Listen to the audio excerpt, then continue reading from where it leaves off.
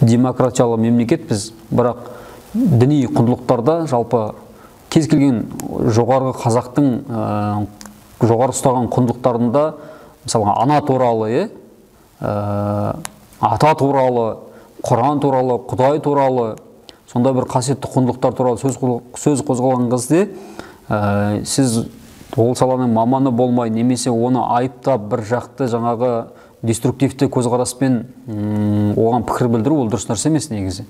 Ол интернеттің де мәдениеті бар негізі, қолдануды әлеуметтік желінің. Бірақ біз содан кейде алыстап кетіп жатамыз. Барлығымыз эксперт секілді дінді қаралауды бір арнаулы мақсат етіп қоятындай, біздің бұл жаңағы атадан қалған кәсіп емес қой бұл жасайтын. Сондықтан мынау осындай бір бүлік тудыратын, айтқыңыз келе ме, жеке айтыңыз, көзіне барып айтыңыз.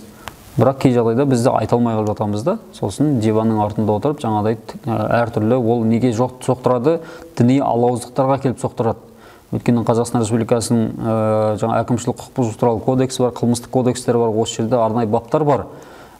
Діни араздықты қоздыру, діни жаңағы дауларды тудыру баптары бойынша арнаулы әкімшілік немесе қылмыстық жауапкершілік бойынша жазаға тартылып отырған түрмеде азаматтар өте көп. Біз солармен жұмыс жасап та жатырмыз түрмеде, олардың жаңағы көзқарастары бойынша. Сондықтан жаңағы жаза басып бір жауапты болып қалудан біз сіздерді сақтандырғымыз келеді.